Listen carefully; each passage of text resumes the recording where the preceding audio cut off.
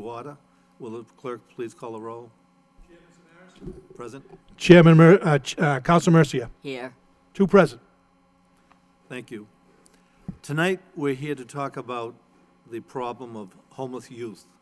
And we have with us tonight Linda King from the city, who has a video to show what the problem looks like, what it is, and she's going to talk a little bit about a questionnaire or an inventory that will be given to identify how many youth are homeless in this city. Ms. King, I'd like to introduce Linda King. Why don't you just give us a rundown what's going to happen tonight?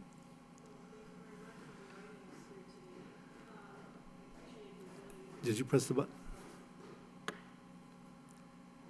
If it's showing green and it's lit up, then you're on. Thank you. And you are a part of the Hunger Homeless Commission, are you? Yes. Okay. Yes. And again, I'd like to thank you for inviting me here today to talk about something that's really important, I think, and that's the issue of youth homelessness.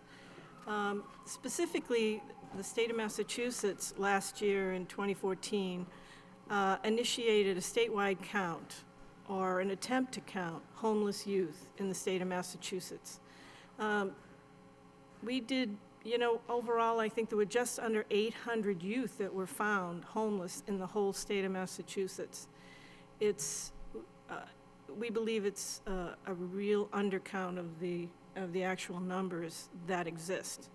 So, but it was our first year, and in Lowell, we actually could only confirm 22, and those 22 were living at Lowell Transitional Living Center. And the youth that we're trying to identify are between the ages of 18 and 24. So the Massachusetts youth count happens usually the last week of January. It goes for a week. And we try to find homeless youth or youth who are couch surfing. Or youth who may be in college but are homeless. And we ask them to fill out these actually anonymous surveys that are then submitted to the state, so that policymakers and those of us here in cities and towns can have a better idea of what kind of services and housing that might be needed to take care of these kids. 22 kids is a very small number, I think, for Lowell.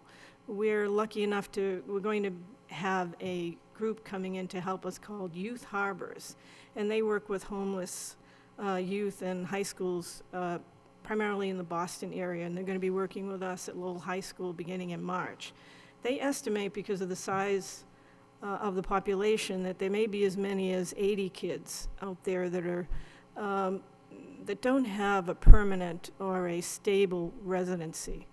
So I hope not, but I think that we really need to try and see what we can find. Thank you, Mr. Chairman. Linda, do you think that the homeless youth in the city, it's because they have a drug problem? It could be. It could be. We haven't established a reason why they're homeless.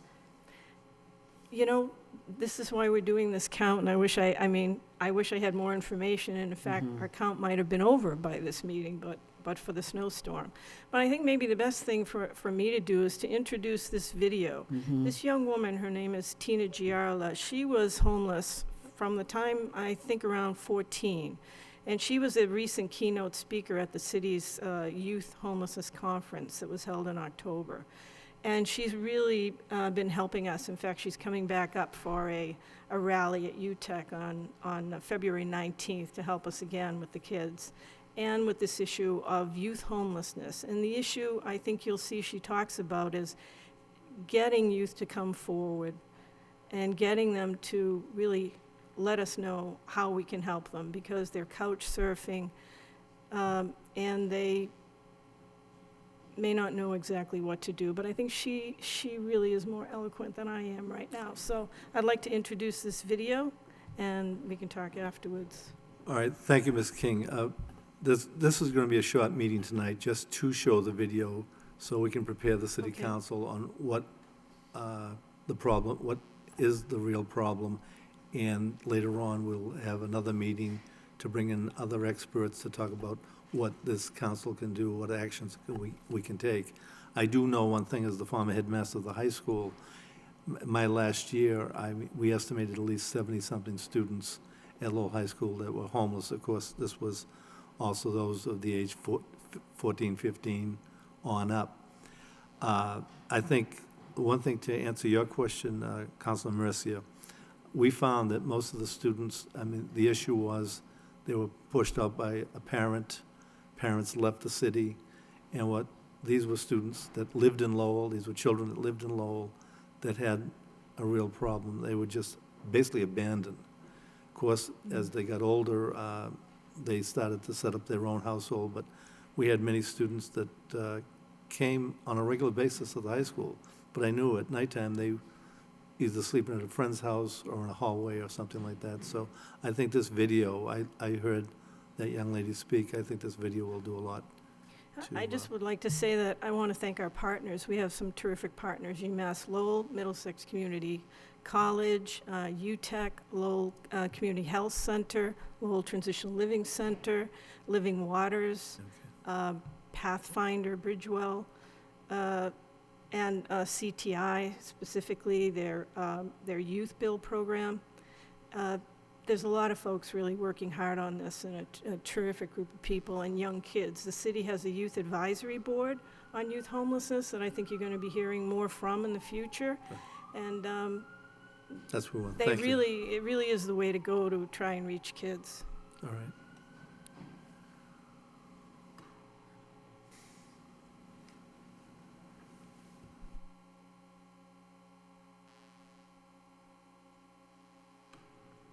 I think if you, yeah.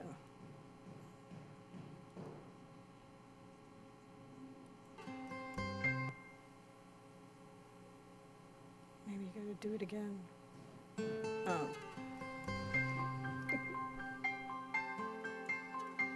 My name is Kevin Murphy. I'm the city manager of the city of Lowell. I'd like to introduce the mayor of our great city of Lowell, Mayor Rodney Elliott. Thank you. Thank you for attending, Mayor. As you can see, the city of Lowell is very dedicated to this issue with the presence of the city councilors here this morning and the great work that Linda King and the Department of Planning and Development do and the conference committee to help eradicate this terrible issue. And now a very special moment. I'd like to introduce our keynote speaker, Tina Gialla.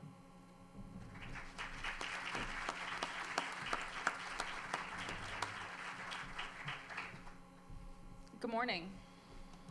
So I always like to start this off with asking a question, and I always like to ask the question to myself or the audience, and it's, why do we do it? Why do we do what we do? Or how do we do it? I know I'm here where I am today because of the resilience I have and the determination I acquired to not be a product of my environment. But I'm here today because of our efforts as a whole to recognize what kind of epidemic that I like to call this, because this has become more than a matter of a roof over the head, an education, and breakfast in the morning. This has become something that is more prominent today than it's going to be in 20 years. I stand here before you as almost a graduate from Salem State University, the lights at the end of the tunnel. 4 years ago, I would have never thought I would have been here as swiftly as I am. I left Florida as an unaccompanied homeless youth, reaching out to my father's family, who were kind of in my life, bits and pieces after my father passed away, but not really. They gave me just enough distance, which I'm appreciative for, to learn some life skills and street smarts and continue to wear that mask that built this exterior that allowed me to be as successful as I am today, because I've endured what I like to consider the worst in my life, which is not a fraction of what I've experienced working as a street outreach worker to some other homeless youth that I've had the opportunity to humble myself with, because they face a life that is 10 times worse than what I actually endured.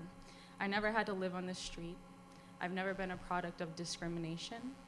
I am, like I said, resilient. I don't know what it was or how I've become who I am, but it's possible that I've have this gene in my body that says you're not gonna be a drug addict, and you're not gonna abuse alcohol, and you're gonna be successful, and you're gonna get an education, and you're gonna graduate the top 10% of your class. I don't know how I did it, but I can tell you that those 5 years of my life when my father passed away and my mother went to prison, and I lived with my grandfather on his couch, my aunt on her floor on her couch, my grandmother on her couch, my best friend on her couch, in a room with a friend. For 5 years, I endured the same exact what-ifs every other homeless youth in Massachusetts occur every single day. Do I have a place to sleep tonight? Is there going to be food on the table when I get home? Am I going to have a pillow to rest my head on, to get a good night's sleep? Am I going to give the fundamentals to have a good day in the next morning? A good morning, a how are you? Someone who actually genuinely cared about me that day, and if I was going home to a home that loved me, or a roof over my head to give me the security and enough motivation to get up and do it again. It wasn't likely. It actually didn't occur often at all. I was a burden. I was a product of some mental abuse from a very unstable relative of mine that, it wasn't her fault, but it happened. And I got up the next morning, I put my mask on, got ready for basketball practice, and I was a regular high school student. My best friend knew and tried everything in their power to give me that normal life, that security and that strength that, one day this will be over. 7 years later, it's over. It is over. But it's not because I got to erase that palette. That palette was just crumpled up and thrown away. That reality is still tomorrow to me. I live with my 91-year-old grandfather. And even though that I have built a relationship and stability and I've dug my roots down in Massachusetts, I am 22 years old. I could lose my grandfather cannot be here tomorrow. And I can become again a homeless adult now, not 13, but I would be a homeless adult. I have a full-time job and I'm in school, but I don't have security. My security is today, clocking out of my shift, waking up tomorrow, hopefully obtaining a degree, but that's in the future. Thankfully, I have the efforts of everyone in front of me that gets to ensure that if in the event that I need something, there are these services. There will be something there for me to obtain educational support or a roof over my head. But 5 years ago, that didn't exist. That didn't exist for me, at least. I was a 17-year-old high school graduate, drug-free, not a mother. I wasn't discriminated against. I didn't have any physical abuse. I wasn't on the streets. I didn't qualify, nor did I classify as your standard, stereotypical homeless youth. They looked at me and practically laughed. So I, tied up my shoes, went right back to work, worked 2 times harder, worked 2 jobs, made a nest egg, and I'm successful. And I'm happy that I am where I am today. But I can tell you when I go to the State House or when I sit alongside 6 or 7 other homeless youth and they face discrimination and inequality, and they're not given the strength or the fundamentals or the opportunity to even succeed. They don't trust, they don't have security, they don't even have someone that loves them.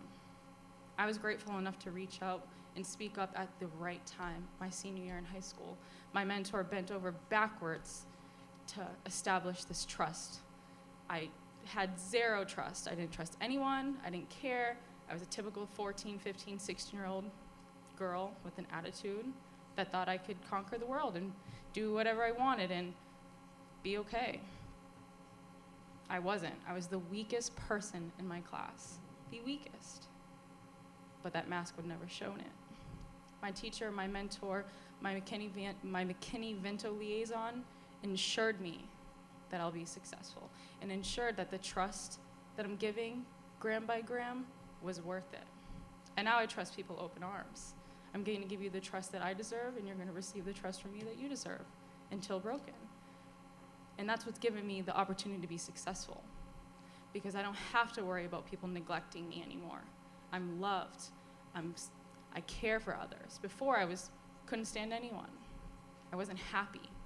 And because I've been giving the security and the trust and the opportunity, I am. And everyone knows if you're ready to conquer the world, you will.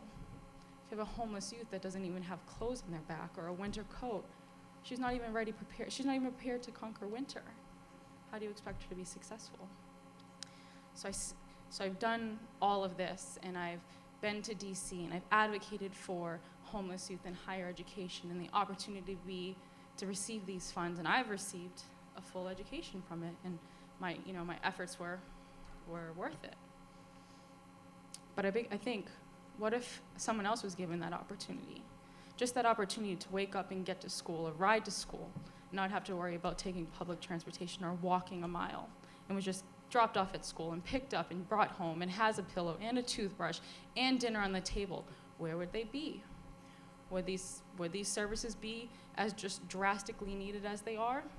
Probably not, because it's those little key components that make all the difference 10 years from now, tomorrow, next week. But it matters today. It matters today that we think about all these little things and all these little services that will provide the educational support and the emotional support, the stability, and the opportunity to actually give them just those key fundamentals. The key fundamentals, the hierarchy of self-actualization and your wants and needs, and you're able to climb it and actually achieve great things. I'm almost there. I'm almost at the tippy top of that hierarchy. But it works. And I think it's so many thoughts going through my head right now, but it's just a matter of today. It's a matter of today is recognizing these homeless youth that have these masks on their face and just asking them to take it off. Be honest with me, be open with me. What can I do for you today to help you have a better tomorrow? And then the next day, and then it's a week, and then it's a month, and it's 1 year, and then it's 5 years, and it just continues on. I would never have thought that first day that I opened up to my teacher that I missed 4 out of the 5 days of school this week because I didn't have a ride to school. And she looked at me and she's like, why? And I said, well, the bus was late. Well, where are you taking a school bus from? I was like, it's public transportation. I didn't have enough money to get the bus the next day. And it just went on and on. It was like those little bits and pieces that I opened up slowly. Just started to put the pieces together and realized that there was something really wrong in my life. And to this day, I never regretted it. Never regretted it. Everything that I was so afraid of that put me back so many years potentially wasn't even worth it. Wasn't even worth it because I thought that these services didn't exist. And I thought, as an ignorant 13, 14-year-old girl, that I can conquer the world, and I can't. And a lot of these young adults believe that because they've had to, and they can't trust. And there aren't services specifically geared to their individuality and their circumstances, besides just being homeless. So I think I'm running over, and I'll just end it with this, is that every opportunity that I have, I decide to minimize my struggle. But I like to exaggerate my voice because I'm speaking for those who are afraid and are still wearing their masks. And I want to thank the City of Lowell for having me today and inviting me here after speaking over a year ago about the same cause. It's really heartfelt, and I can't wait to see what these next opportunities are. Thank you.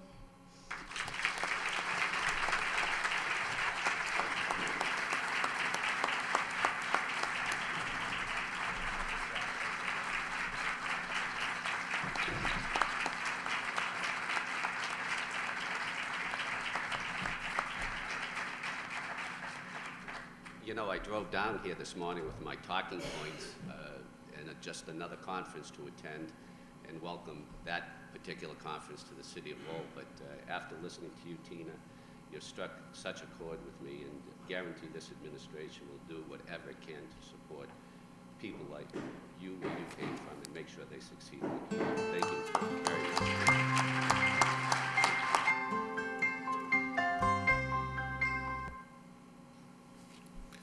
Thank you, Ms. King. I want to welcome Councilor Belanger. Ms. King, that video does really show the problem, but it also showed a very determined young lady who became successful because of that determination. Of course, we know all youths do not have that type of determination. Can you tell me how long it will take to do this survey, to get that information to the city council?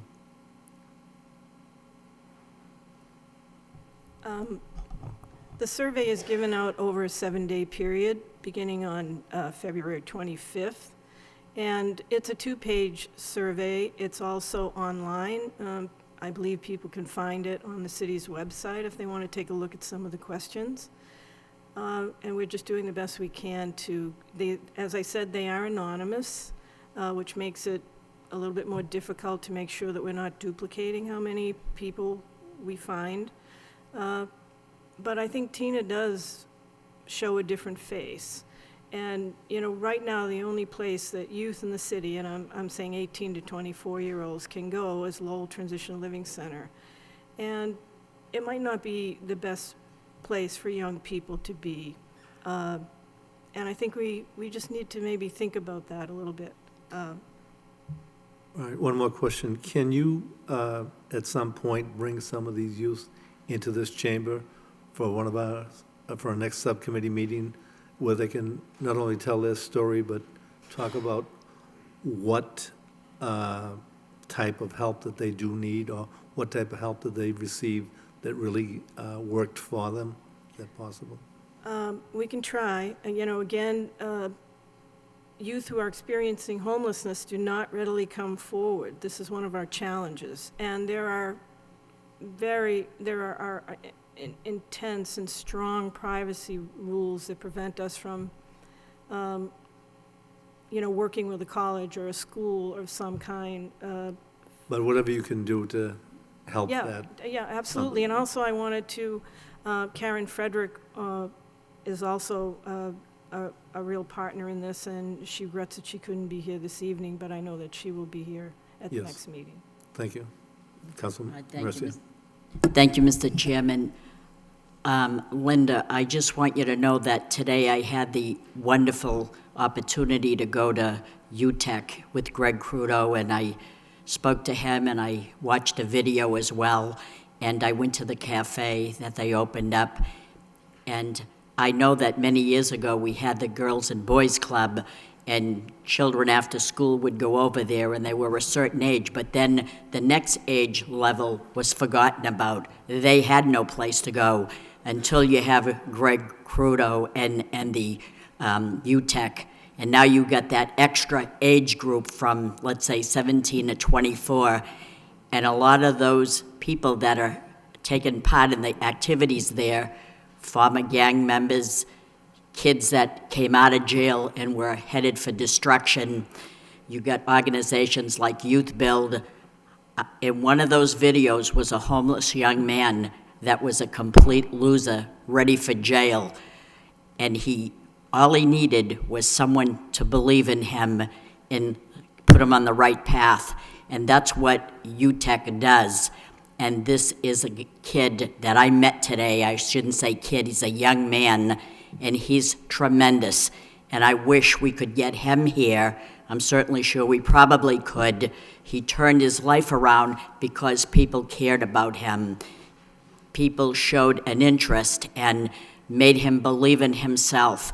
And I think that's what our youth need. They need encouragement and support that they can be something. And just like this young lady, I'm very thrilled with her. She's a living example of how you can make something of yourself. So can you at UTEC. So you can start right there, and thank you for sharing that with us. That's wonderful. You're so right. And these are the children of Lowell. That's and, right. You know, I wanted to say that Lowell Transitional Living Center is part of a study now on youth. And I'm hoping and expecting, you know, great opportunities, maybe a separate program or something. We're very lucky we have organizations like UTEC, Youth Build, so many places that the young people can go and be steered in the right direction. So we're just very fortunate. I don't know how to say it, how excited I am about these places, but they're a godsend in our city. So thank you for letting me say that. Thank you. We have to end this meeting. because of the next subcommittee meeting, but what I'd like to do is plan a full evening to discuss this problem. And if you could actually bring Greg Croto and other people from UTEC and some of the other organizations to this subcommittee meeting, I think it'll give us the type of information that we need, because Councilor Mercier is 100% right. These are the type of children or youth that need support, and if they get that support, they can all turn out like that young Right. lady. And this makes Lowell a better place to be. And that's, so I want to thank you for what you do. And I'd like to do this as soon as possible, though, so we can be ready for Okay, spring and, you know, have some programs in place that can help. But the more information the city council has, the more support that you'd be able to receive. I do want to just pick up on one thing that you said, Councilor Mercier, about the epidemic and crisis of opiates and heroin. And that is a crisis on our streets, and I know we didn't talk a lot about that, but that is definitely part of this process too, so thank you for But I saying think there's two issues out there, Yeah. because that is the major I agree. problem. And it's, But the issue of homelessness also, I mean, is another type of problem that right, a lot of people just don't understand, because these are the youth that, in a sense, I found at the high school, did not make the biggest amount of noise, did not create major problems, they just disappeared. And at some point ended up, as you would say, perhaps on drug, criminal background or something like that, because they had no type of support system. In getting your survey, are you using the school department, school counselors to help you with this? Because if anybody has an idea of, you know, who might be on the streets. As I said, Youth Harbors is a new organization going into Lowell High School in Okay. March. And I Alright. think that once they become part of that family, that we're going to, you know, be able to learn more. But I think we About could the also send a population. letter out from your office to Mhm. the city council, or to the principal of the high school, headmaster of the high school, to have those school counselors assist in this process. Thank you. Thank you. Anything else, Councilor Mercier? No, I think we'll accept the report as a report of progress and motion to recess till the next time. So I wouldn't actually adjourn this. This would be like part one, and we're still in the process of reviewing it. So motion to recess till the next meeting. Thank you. Thank you, Councilor Mercier. This meeting's over. Thank you.